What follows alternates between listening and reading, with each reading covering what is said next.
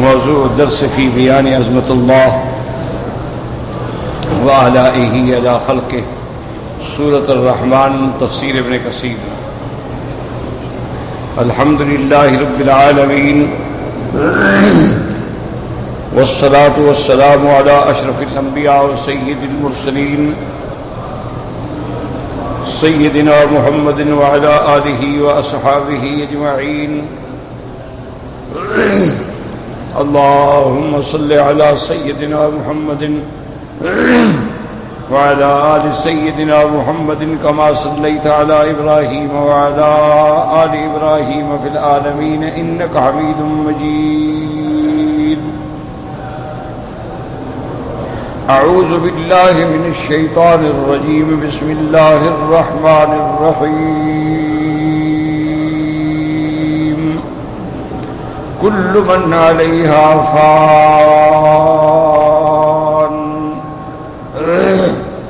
ويبقى وجه ربك ذو الجلال والإكرام.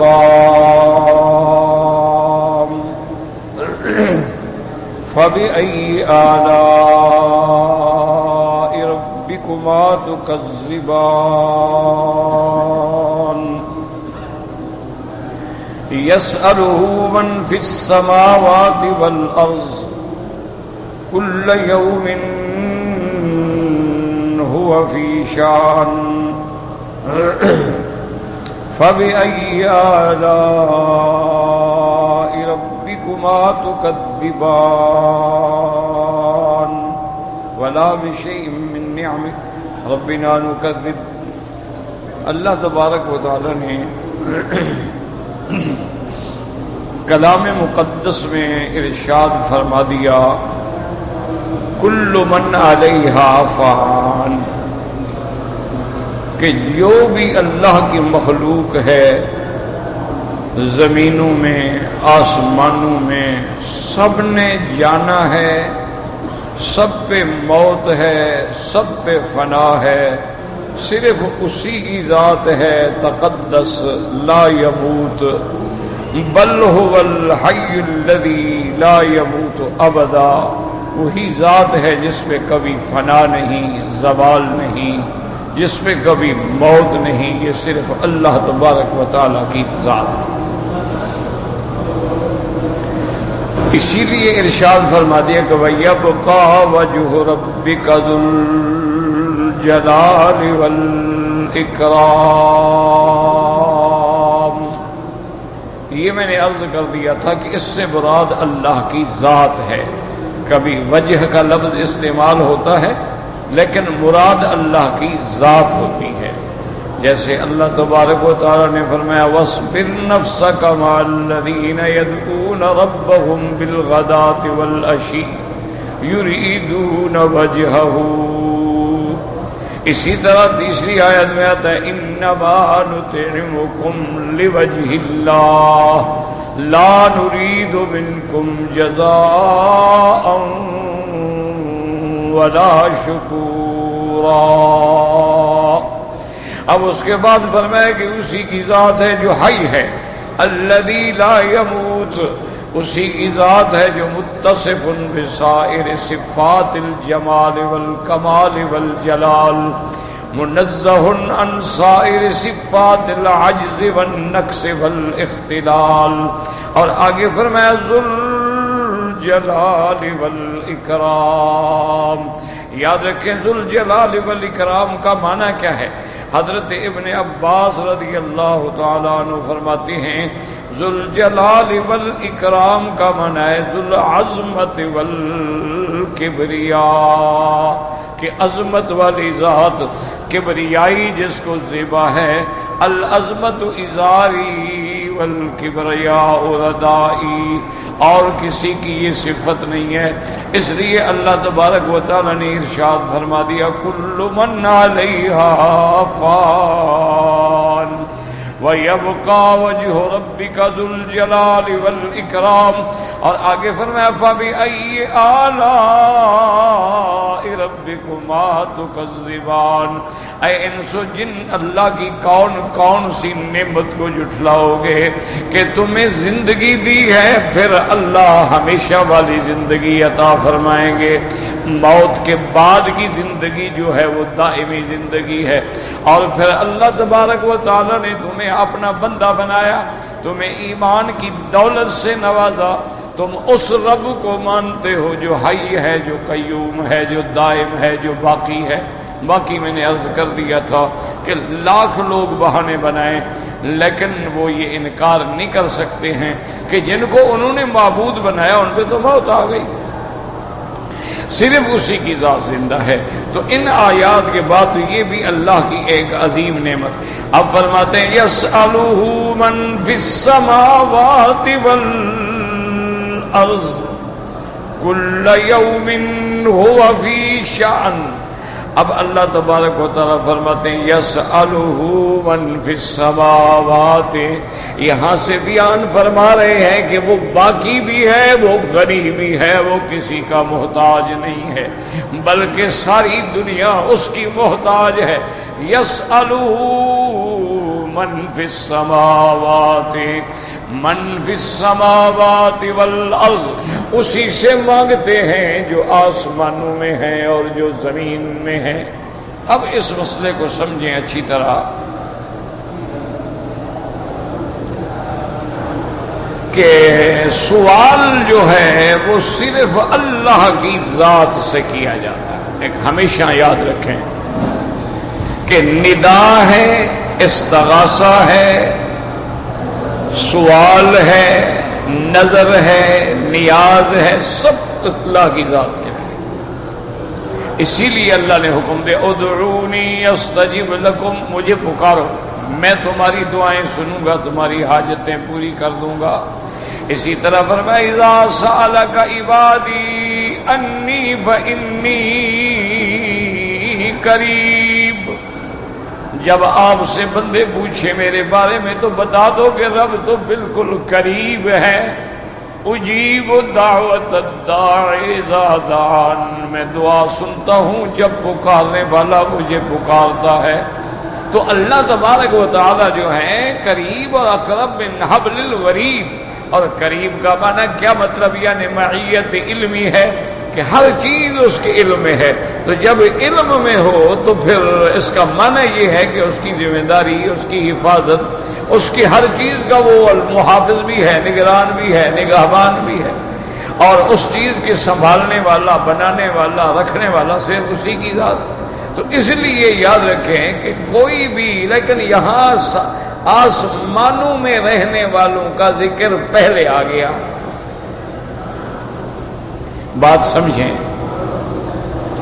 کہ یہاں اللہ پاک نے فرمایا کہ یسألہ من فی السماوات والارض، اسی سے سوال کرتے ہیں جو آسمانوں میں ہیں اور زمینوں میں ہیں۔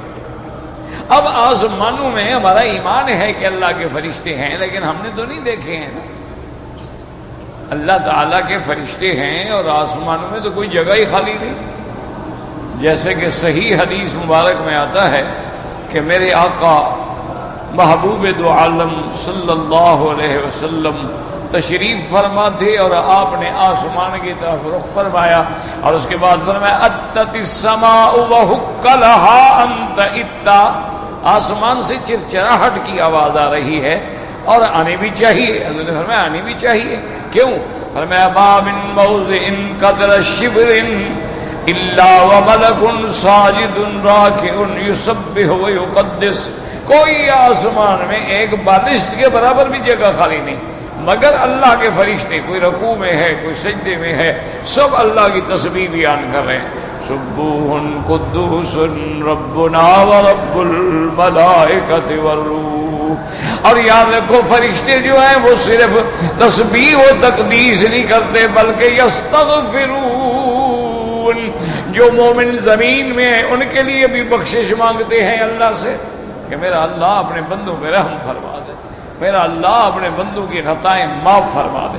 اللہ تبارک و تعالیٰ سے مانگتے ہیں۔ تو اس لیے آسمانوں کا ذکر پہلے کیوں آیا کہ عام طور پر عقیدہ یہی ہوتا ہے نا جی کہ کوئی یا جبرائیل یا میکائیل یا عزرائیل، نعوذ باللہ یہ تویز بھی لکھتے ہیں اور اس میں یہ لکھتے ہیں کہ بھئی وہ آسمانی مخلوق ہے نا، وہ عرش کے قریب ہے، وہ اللہ کے قریب ہے، تو ہم ان کو بلائیں گے۔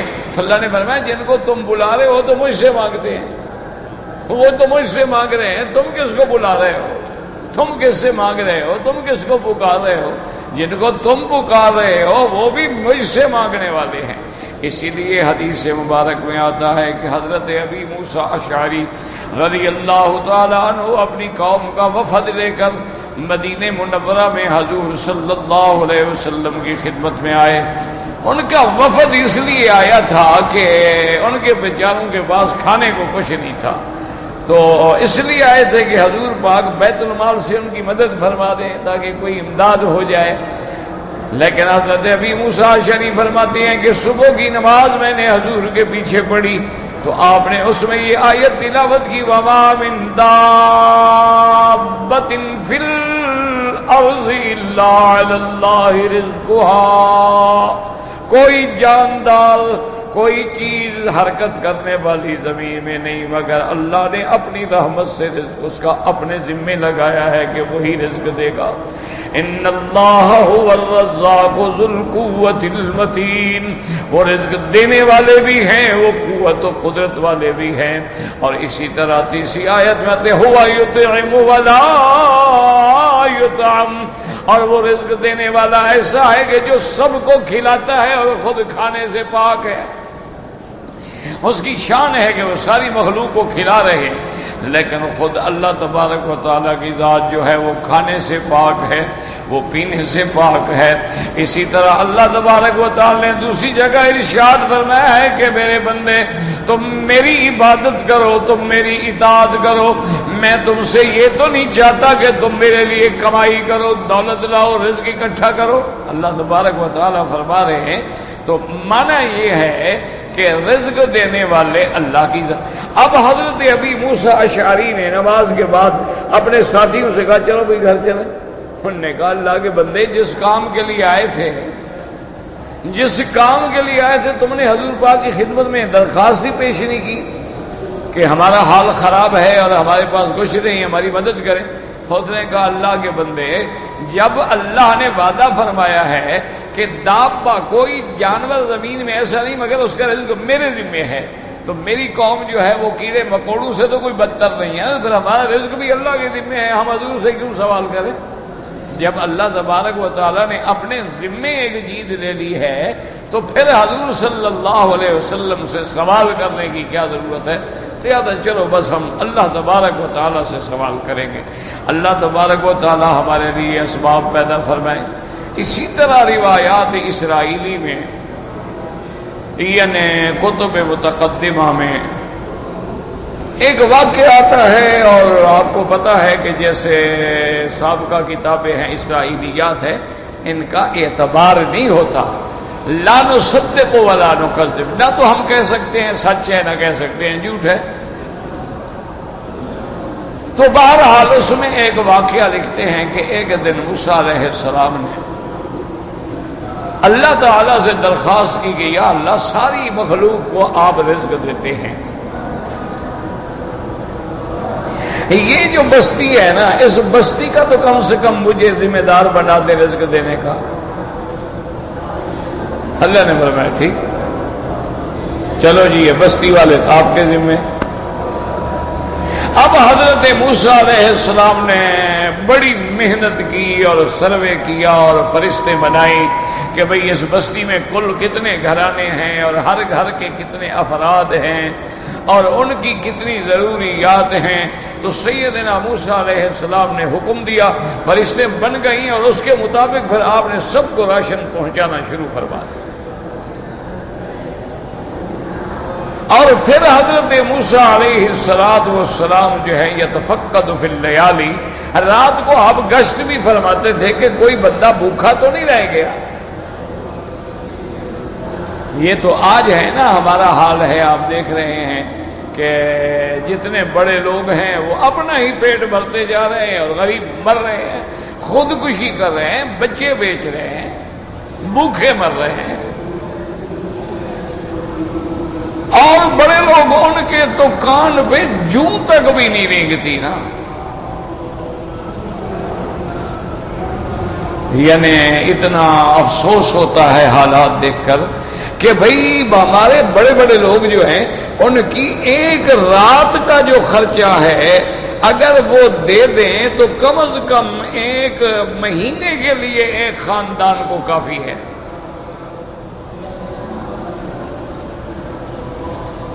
حضرت موسیٰ علیہ السلام رات کو چلے گشت فرما رہے ہیں, دیکھا کہ ایک گھر سے گانے کی آواز آ رہی ہے تو آپ نے کنڈی کھٹکھٹائی, وہ بندہ نکل آیا, اس نے کہا کیا بات؟ انہوں نے کہا تمہارے گھر میں نشہ بھی ہے اور آواز بھی. اس نے کہا حضرت میرا قصور ہے, بس معاف کر دیں. آپ نے کہا میں دیکھو خبردار آئندہ یہ غلطی نہ کرنا, توبہ کرو, بس تمہارے میرے درمیان میں توبہ کرو, اللہ معاف کر دے گا, لیکن آئندہ کبھی گانا نشہ حرام بالکل نہیں آنا. ٹھیک ہے. حضرت موسیٰ علیہ السلام نے دوسرے دفعہ چیک کیا, وہ اسی طرح لگا ہوا, نشہ پی کے ترنگ میں گا رہا ہے. آپ نے پھر تنبیہ فرمائی, انہوں نے کہا جی بس اب پکی توبہ. آپ کئی دن کے بعد چھوڑ کے پھر آئے, دیکھا تو اسی طرح پھر نشے میں ہے اور جناب گانے گا رہے ہیں. آپ نے حکم دیا اپنے خدام کو اس کا کھانا بند کرو, اس کا راشن بند کرو, یہ بھوکا مرتا ہے مر جائے. یہ اس کو شرم نہیں آتی کہ اللہ کا پیغمبر 2 دفعہ دروازے پہ آیا ہے, 2 دفعہ نصیحت کی. تو اب جناب آپ 2 دن چھوڑ کے پھر گزرے تو دیکھا کہ اس کے گھر میں سے گانے کی آواز تو نہیں آ رہی لیکن رونے کی آواز آ رہی, اور وہ زور زور سے رو رہا ہے اور کہہ رہا ہے کہ یا اللہ, معلوم ہوتا ہے کہ آپ نے ہمارا رزق کسی اور کے ذمہ لگا دیا ہے. جب تک رزق ہمارا آپ کے ذمہ تھا میں تو یہ سال سے نشہ بھی کر رہا ہوں, گانے بھی گا رہا ہوں, کبھی رزق بند نہیں ہوا. اب رزق جو بند ہو گیا کسی اور کو آپ نے دے دیا. موسیٰ علیہ السلام بڑے حیران ہوئے. دل میں خیال آیا کہ بات تو یہ ٹھیک کہہ رہا ہے, اللہ تو ہر بندے کو دے رہا ہے, کافر کو بھی دیتا ہے, ہندو کو بھی دیتا ہے, وہ تو فاسق کو بھی دیتا ہے, فاجر کو بھی دیتا ہے, گناہگاروں کو بھی دیتا ہے. راستے میں آئے تو دیکھا کہ ایک عورت کے بچے چیخ رہے ہیں, رو رہے ہیں. دروازہ کھٹ گیا, بی بی تمہیں کھانا نہیں ملا, کیا بات ہے؟ انہوں نے کہا نہیں معذرت, کھانا بھی ہے, راشن بھی ہے, میرا دودھ ختم ہو گیا سینے میں, بچہ دودھ ہے نہیں, بچہ دودھ مانگتا ہے, دودھ نہیں ہے, باہر کا دودھ پلاتی ہوں پیتا نہیں. اب موسیٰ علیہ السلام کو سمجھ آیا, انہوں نے کہا یہ راشن تو میں پہنچا دوں گا لیکن سینے میں دودھ کون لائے گا؟ یہ ظاہری راشن گندم چاول چینی تو ہم چلو پہنچا دیں گے, لیکن اللہ اگر سینے کے اندر دودھ کو کھینچ لے تو اس کو کون پہنچائے گا؟ موسیٰ علیہ السلام چلتے چلتے آئے, راستے میں ایک پتھر پڑا تھا, اس کو جو آپ نے زور سے ٹھوکر ماری, قدرتی بات ہے کہ وہ پتھر 2 حصوں میں تقسیم ہو گیا. موسیٰ علیہ السلام نے دیکھا کہ اس کے اندر ایک کیڑا ہے اور کیڑے کے منہ کے اندر باقاعدہ سبزہ ہے. انہوں نے کہا میرا اللہ, میری توبہ ہے, آپ کی شان ہے رزق دینا, بندے کی شان نہیں ہے. اس کو پتھر کے اندر کون رزق پہنچا رہا ہے؟ پتھر بند ہے, ہوا بھی نہیں گزر سکتی, لیکن اندر کیڑا بھی ہے, رزق بھی مل رہا ہے. دریا کی مچھلیوں کو رزق کون دے رہا؟ جنگل کے جانوروں کو رزق کون دے رہا؟ آسمان پہ اڑتے ہوئے پرندوں کو رزق کون دے رہا؟ اس لیے انہوں نے کہا مولا یہ واقعی تیری شان ہے اور کوئی دنیا کی طاقت جو ہے وہ کسی کی حاجت روائی نہیں کر سکتی. اس لیے اللہ نے فرمایا یسألہ من فی السماوات والارض کل یوم ہوا فی شان, کہ اسی سے مانگتے ہیں جو آسمانوں میں ہیں اور جو زمینوں میں ہیں, سب اسی سے مانگتے ہیں. یاد رکھو بندہ چاہے اب دیکھیں ہندو ہے وہ بھگوان, لیکن اس کے نزدیک بھگوان کا معنی وہ خدا ہے.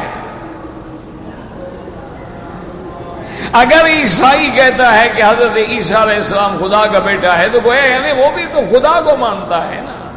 یہ ٹھیک ہے کہ کفر ہے، اللہ کی صفات میں اس نے شرک کیا ہے، لیکن ایک طرف سے دیکھا جائے تو پھرتے پھرتے اللہ کے سوا کوئی چارہ ہی نہیں ہے نا. اس کے سوا کوئی کہاں جائے گا، کہاں بھاگے گا، کہاں دوڑے گا. کل یوم ہوا فی شان، اور ہر وقت اس کی نرالی شان ہے. کیا مانا؟ کسی کو غریب کو غنی کر رہا ہے اور غنی کو غریب کر رہا ہے، اور ذلیل کو عزت دے رہا ہے اور عزت والے کو ذلیل کر رہا ہے.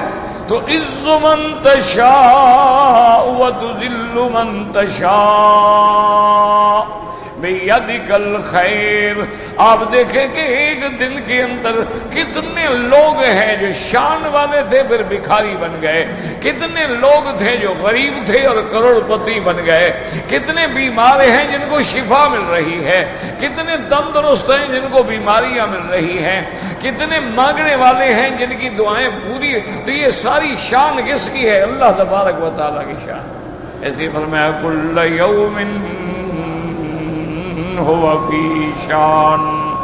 آسمان کا سارا نظام چلانے والا کون ہے؟ کبھی دیکھو رات آ گئی، کبھی دیکھو دن آ گیا.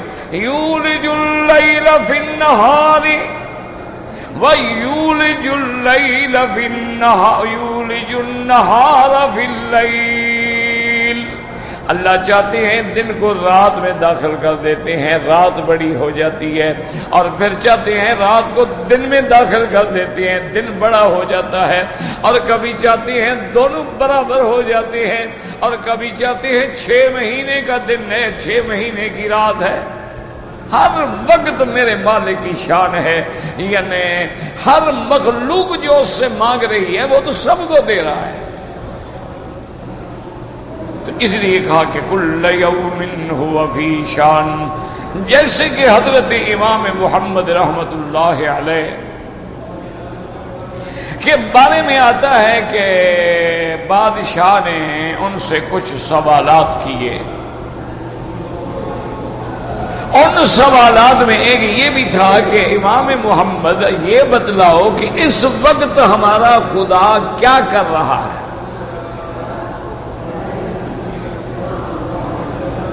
ادھر امام محمد سمجھ گئے، انہوں نے کہا یہ تو بس ویسے تو سوال ہی غلط ہے، کسی کو کیا حق پہنچتا ہے کہ اللہ کے بارے میں پوچھے. ایک بات سمجھو، سوال ہی غلط ہے، اللہ کے بارے میں پوچھنے کا ہمیں کیا گلا. یہ سب عما یفعل، اللہ سے تو کوئی سوال ہو ہی نہیں سکتا کہ آپ کیا کرتے ہیں. مخلوق سے سوال ہوتا ہے، وہ جو چاہے جیسا چاہے جب چاہے. لیکن وہ سمجھ گئے کہ بھئی اب ان کو جواب تو دینا ہے نا. جیسے ابراہیم علیہ السلام نے نمرود سے کہا تھا کہ ربی الذی یحیی و یمیت، میرا وہ رب ہے جو مارتا ہے جو جلاتا ہے. اور نے کہا کوئی بڑی بات ہے، انا احیی و امیت، میں بھی مارتا ہوں میں بھی جلاتا ہوں. انہوں نے کہا دیکھو اس بندے کو سزائے موت ہو گئی. میں نے کہا جاؤ بری. تو میں نے ایک مردہ کو زندہ کر دیا، اور میں نے کہا اس کو سزائے موت دے دو. تو زندہ کو مردہ کریے تو میں بھی کر سکتا ہوں. تو ابراہیم علیہ السلام سمجھ گئے کہ اس کے دماغ میں بات آئی ہی نہیں ہے، یہ سمجھ ہی نہیں سکا. زندہ کرنا اور موت دینا جو ہے یہ تو کوئی آدمی کسی کو ڈنڈا مارتے وہ مر جائے تو اس کا معنی یہ موت دینے والا ہے. یہ تو ایک سبب ہے، موت تو اللہ نے دی ہے نا. تو اب حضرت ابراہیم علیہ السلام نے اس سے پھر وہ سوال پوچھا جو لوگوں کو بھی اپیل کرے اور اس کے دماغ کو بھی لگے. آپ نے فرمایا فَإِنَّ اللَّهَ يَأْتِي بِالشَّمْسِ مِنَ الْمَشْرِقِ فَأْتِ بِهَا مِنَ الْمَغْرِبِ، کہ میرا اللہ جو ہے وہ سورج کو مشرق سے نکالتا ہے. ایسا کرو کہ تم آج مغرب سے نکال دو. فَبُهِتَ الَّذِي كَفَرَ، اب کافر حیران رہ گیا حق کعبہ کہ بھی اب کون سورج کے قریب کون جائے اور کیسے نکالے اس کو. تو اس سے کوئی جواب نہ بن پڑا. تو اس لیے امام محمد رحمت اللہ علیہ نے بھی سمجھا کہ اگر میں ان کو ٹال دوں تو پھر بھی ٹھیک نہیں ہے. انہوں نے کہا کہ بادشاہ سلامت آپ نے پوچھا ہے اللہ کے بارے میں، اللہ کی ذات بڑی عظیم ہے، تو اس کے جواب دینے کے لیے پھر آپ کو میری ایک بات ماننی پڑے گی. انہوں نے کہا کیا بات ہے؟ انہوں نے کہا جی آپ اپنی کرسی سے نیچے آ جائیں اور میں آپ کی کرسی پہ بیٹھ کے پھر خدا کے بارے میں جواب دوں گا. بادشاہ نے کہا ٹھیک ہے. بادشاہ اتر کے نیچے آ گئے. امام محمد آپ کی کرسی پہ بیٹھ گئے. آپ نے فرمایا آپ پوچھو کیا سوال ہے؟ انہوں نے کہا اس وقت خدا کیا کر رہا ہے؟ انہوں نے کہا یہی تو کر رہا ہے، غریب کو کرسی پہ بٹھا دیا، بادشاہ کو نیچے بٹھا دیا، یہی کر رہا ہے. تو اب ان کو بھی بات سمجھ آ گئی. تو یاد رکھو کہ کل یوم ہوا فی شان، کیا مانا؟ کسی کو غنی کر دیتے ہیں تو تل ملک من تشاء، جس سے چاہے ملک دے دیں، جس سے چاہے چھین لیں، جس کو چاہے عزت دیں، جس کو چاہے ذلت دیں. یہ اس کی شان ہے کہ آپ دیکھیں ایک ہی دن میں 1000 گھر میں بچہ پیدا ہو رہا ہے اور 1000 گھر میں ماتم ہو رہا ہے. یہ اس کا نظام ہے. آدمی ہے خوشیوں کے ساتھ جناب برات کی بس بھری ہوئی جا رہی ہے اور گا رہے ہیں اور تماشے بنا رہے ہیں، گاڑی گری کھائی میں سب کے سب ختم ہو، کوئی جنازے پڑھنے والا بھی نہیں. تو اس لیے اللہ فرماتی ہے یسألہ من فی السماوات والارض کل یوم هو فی شأن فَبِأَيِّ آلَاءِ رَبِّكُمَا تُكَذِّبَانِ. قال المؤلف المفسر رحمہ اللہ تعالی یخبر تعالی ان جمیع اہل الارض سیذهبون یموتون اجمعون. اب مفسر رحمۃ اللہ علیہ ان آیات کی تفسیر بیان فرماتے ہیں اللہ خبر دے رہے ہیں کہ زمین والی جتنی اللہ کی مخلوق ہے یہ سب جائیں گے، ان سب پہ موت آئے گی. وکذالک اہل السماوات، اسی طرح آسمان والوں پر بھی موت آئے گی. الا من شاء اللہ، ہاں اگر اللہ چاہے کسی چیز کو باقی رکھنا چاہے تو وہ قادر ہیں. ولا يبقى احد سوى وجه الكريم، اللہ کے سوا کوئی باقی نہیں ہوگا. فإن الرب تعالی وتقدس لا يموت، اللہ تعالی کی ذات بلند ہے، منزہ ہے. لا يموت، جس میں کبھی موت نہیں. بل هو الحي الذي لا يموت ابدا، وہ ایسے زندہ ہے جس کے کبھی موت نہیں آئے گی. هو الاول والآخر، هو الظاہر والباطن، وهو بكل شيء عليم. قال قتادہ رحمہ اللہ تعالی بما خلق ثم انبأ ان ذلك كله فإن وفي الدعاء كله فان. وفي الدعاء المسعود، حضرت قتادہ فرماتے ہیں دیکھو اللہ نے خبر دی کہ ہر چیز کے پیدا کرنے والا اللہ ہے، ہر چیز کی تخلیق کرنے والا اللہ تبارک و تعالی ہے. اور پھر بتایا خلق الانسان من صلصال کالفخار وخلق الجان من مارج من نار. اب یہ بھی بتا دیا کہ وہ پیدا کرنے والا بھی ہے، وہ مارنے والا بھی ہے، وہ فنا کرنے والا بھی ہے. جیسے کہ وہ دعا الماسور ہے، حضور پاک کی دعا مبارک ہے جو حضور صلی اللہ علیہ وسلم مانگتے تھے. یا حی یا قیوم یا بدیع السماوات والارض یا ذا الجلال والاکرام لا الہ الا انت برحمتک استغیث برحمتک نستغیث اصلح لنا شأننا کلہ ولا تکلنا الى انفسنا طرفت عین ولا الى احد من خلقک. حضور پاک اللہ سے دعا مانگتے یا حی یا قیوم یا بدیع السماوات، اے ہمیشہ زندہ قائم سب کو سنبھالنے والے اور آسمانوں اور زمینوں کے پیدا کرنے والے، عزت و عظمت و کبریا کے مالک. لا الہ الا انت، کوئی معبود برحق نہیں مگر آپ. برحمتک نستغیث، ہم آپ کی رحمت کے ساتھ مدد پکڑتے ہیں. اصلح لنا شأننا کلہ، ہمارے سارے امور درست فرما دے. ولا تکلنا الی انفسنا طرفت عین، یا اللہ ہمیں اپنے نفس کے حوالے نہ کر دینا. ولا الی احد من خلقک، اور ہمیں کسی بندے کے بھی حوالے نہ کر دینا. ہمارے سارے معاملات جو ہیں اپنی رحمت کے ساتھ سر انجام فرما دے. وقال الشافعی لا کراد کل من علیہ فالناس جلال والاکرام. حضرت امام شافعی رحمۃ اللہ علیہ فرماتے ہیں جب تم قرآن پڑھ رہے ہو، جب یہ آیت پڑھو کل من علیہا فان ویبقا، وَيَبْقَى وَجْهُ رَبِّكَ ذُو الْجَلَالِ وَالْإِكْرَامِ۔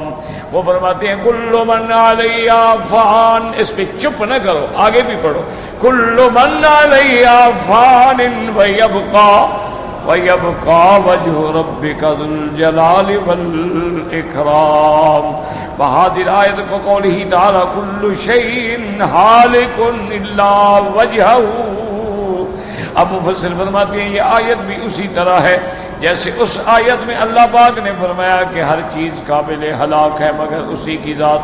وقد نعت تعالی وجہ الکیفیات آیت الکریم انہ ذو الجلال والاکرام اے هو اہل ان یجل فلا یعصى۔ اب مفسر رحمۃ اللہ علیہ فرماتے ہیں کہ اس آیت میں اللہ نے اپنی شان فرمائی ذو جلال والاکرام، کیا معنی؟ یعنی اسی کی عزت و عظمت کا اقرار کرو، اسی کی تنزیہ و تقدیس کرو اور اس کی نافرمانی نہ کرو، وَأَن يُطَاعَ فَلَا يُخَالِفْ، اسی کی اطاعت کرو، اللہ کے حکم پہ چلو اور اللہ کی کبھی نافرمانی نہ کریں۔ جیسے اللہ نے حکم دیا وَاصْبِرْ نَفْسَكَ مَعَ الَّذِينَ يَدْعُونَ رَبَّهُم بِالْغَدَاةِ وَالْعَشِيِّ يُرِيدُونَ وَجْهَهُ۔ اللہ نے فرمایا میرا مدنی آپ ان لوگوں کے ساتھ رہیں، انہی کے ساتھ زندگی گزاریں جو ہر وقت اللہ کی ذات کو چاہتے ہیں۔ آپ مشرکین کے کہنے میں نہ آئیں، آپ اپنے صحابہ کے ساتھ رضوان اللہ علیہم اجمعین کے ساتھ زندگی گزاریں۔ وَقَوْلِهِ تَعَالَى اخبارا عن المتصدقین، اور اللہ نے فرمایا ان لوگوں کے بارے میں جو اللہ کے لیے خیرات کرتے ہیں، انما نطعمکم لوجہ اللہ، قال ابن عباس العظمت والکبریاء ولما وضعت صحابی حضرت كلهم في الوفات وانهم سيسيرون الى الدار الاخرة ويحكم فيهم ذو الجلال والاکرام بحکمہ العدل۔ اللہ پاک نے خبر دی کہ ساری زمین والے جو بھی ہیں سب برابر ہیں، سب پہ وفات آئے گی اور سارے آخرت کی طرف جائیں گے، اور پھر اللہ تبارک و تعالیٰ قیامت والے دن اللہ پاک اپنی مخلوق کے درمیان عدل سے انصاف فرمائیں گے۔ اللہ تبارک و تعالیٰ سب کو اس کے بارے میں جزا دیں گے۔ فَمَن يَعْمَلْ مِثْقَالَ ذَرَّةٍ خَيْرًا يَرَهُ وَمَن يَعْمَلْ مِثْقَالَ ذَرَّةٍ شَرًّا يَرَهُ، ذرے کے برابر بھی نیکی ہے تو اللہ بدلہ دے گا۔ اس کے بعد فرماتے ہیں فَبِأَيِّ آلَاءِ رَبِّكُمَا تُكَذِّبَانِ لَا بِشَيْءٍ مِّن نِّعَمِ رَبِّنَا نُكَذِّبُ۔ وَقَوْلُهُ تَبَارَكَ وَتَعَالَى يَسْأَلُهُ مَن فِي السَّمَاوَاتِ وَالْأَرْضِ كُلَّ يَوْمٍ هُوَ فِي شَأْنٍ، اسی سے آسمان اور زمین والے مانگتے ہیں۔ وَهَذَا إِخْبَارٌ عَنْ غِنَاهُ عَمَّا سِوَاهُ، اس میں خبر ہے کہ اللہ کی ذات جو ہے وہ غنی ہے، ساری مخلوق اس کی محتاج ہے، اللہ کو کسی کی ضرورت نہیں ہے۔ وَإِفْتِقَارَ الْخَلَائِقِ إِلَيْهِ فِي جَمِيعِ الْآنَاتِ، اور مخلوق ہر کام میں ہر حال میں اس کی محتاج ہے۔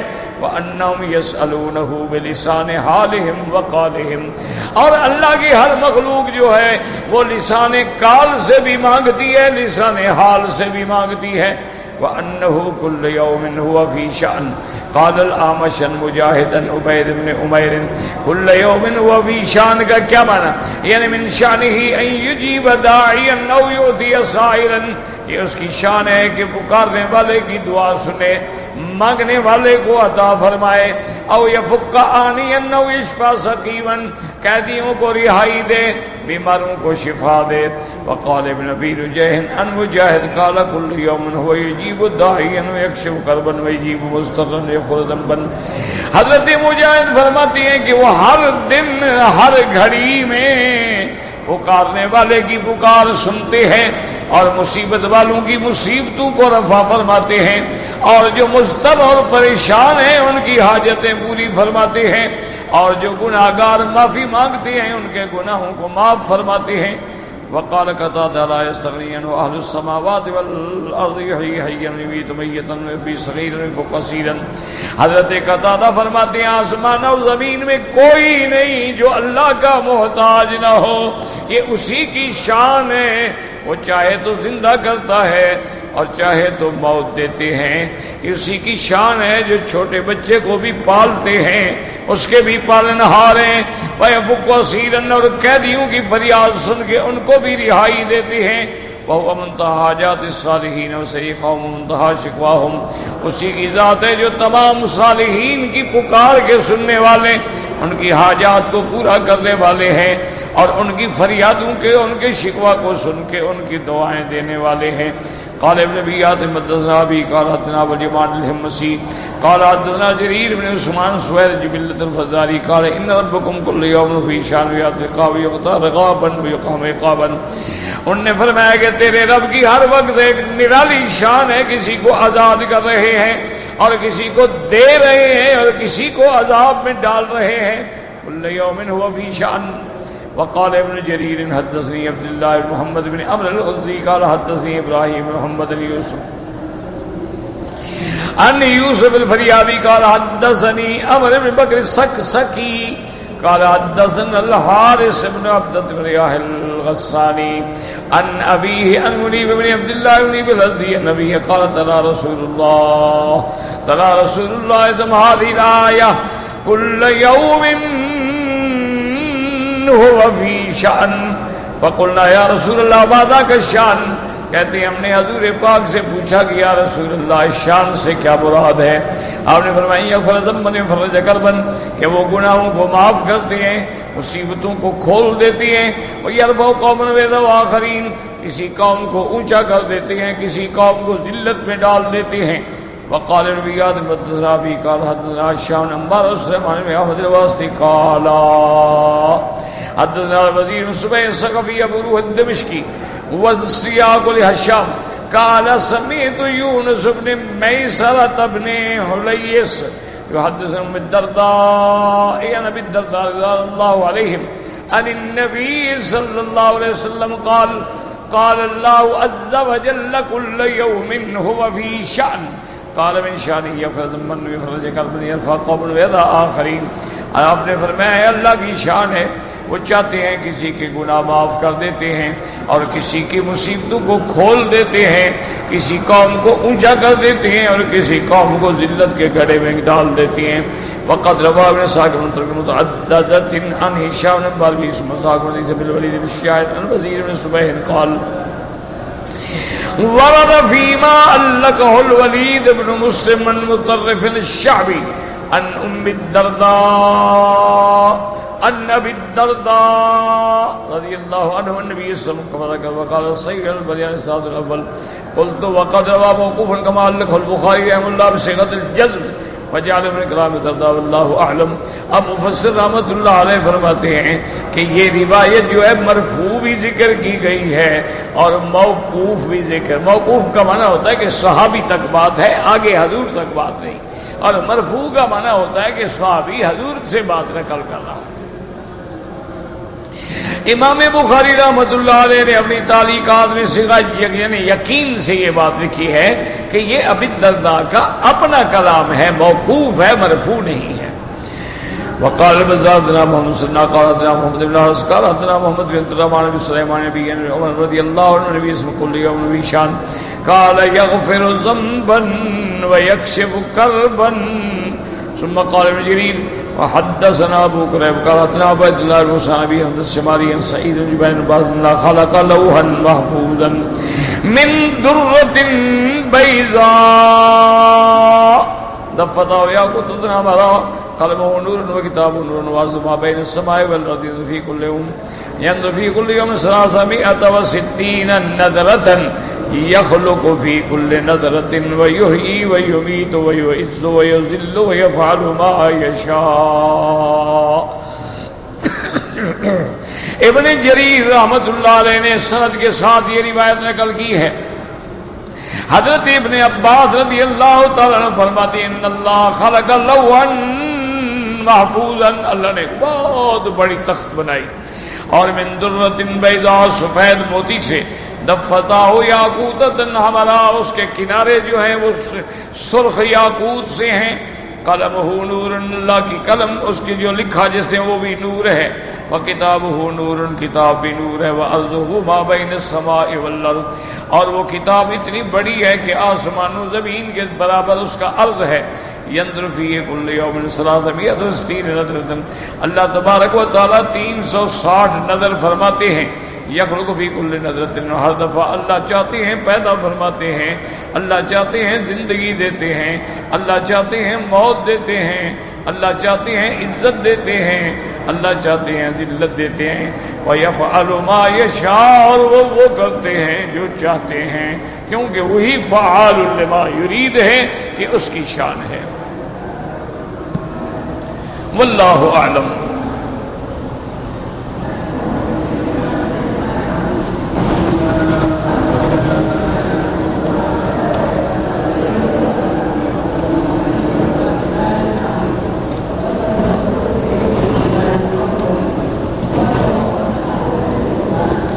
کہتے جی کہ مجھے ایک دوست نے 2 دعائیں بتائی ہیں.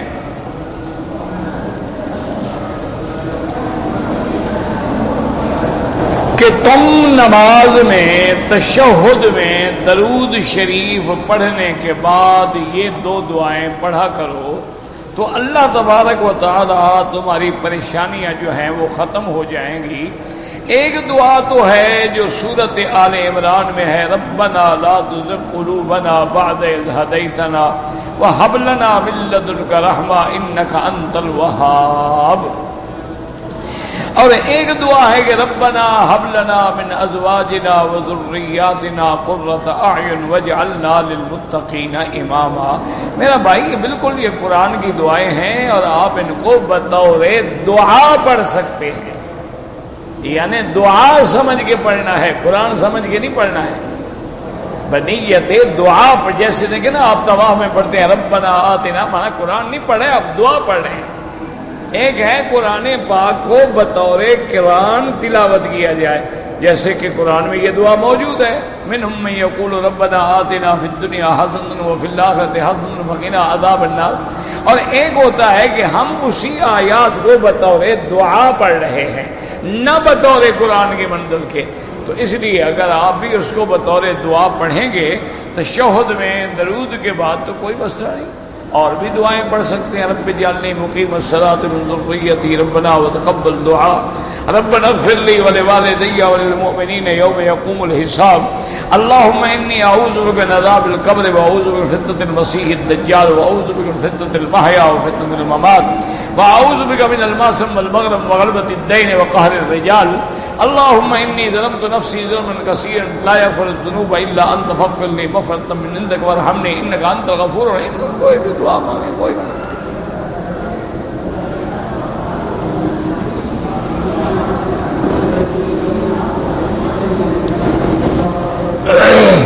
کہتے جی کہ اگر کوئی آدمی ہے اس نے 2 رکعت سنت کی نیت کر لی، اب وہ سنت پڑھ رہا ہے اور امام نے جنازہ شروع کیا پڑھانا، تو کیا وہ سنت توڑ کے جنازہ پڑھے؟ بالکل نہیں. چاہے سنت پڑھ رہا ہے یا نفل پڑھ رہا ہے، جب اس نے نیت کر لی ہے تو اب اس کا پورا کرنا ضروری ہے. اور جنازہ تو ویسے بھی فرض کفایہ ہے کہ اگر چند آدمیوں نے پڑھ لیا تو اب الحمدللہ سب جو ہے سب کو اللہ تبارک و تعالیٰ نے محفوظ کر دیا. تو اس لیے جنازے کے لیے سنت کو توڑ دے یا نفل کو توڑ دے نہیں.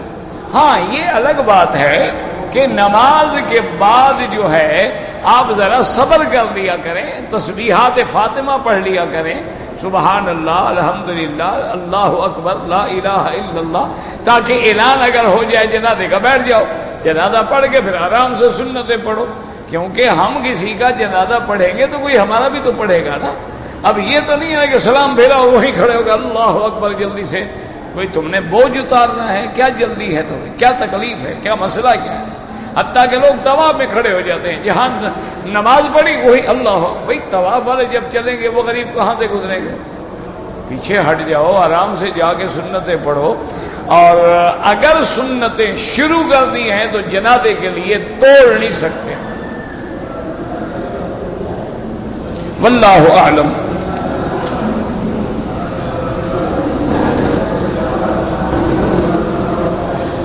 کہتے جی کہ امام صاحب جب خطبے میں دعا مانگتے ہیں تو دعا میں ہمیں ہاتھ اٹھا کے آمین کہنا چاہیے؟ بالکل نہیں۔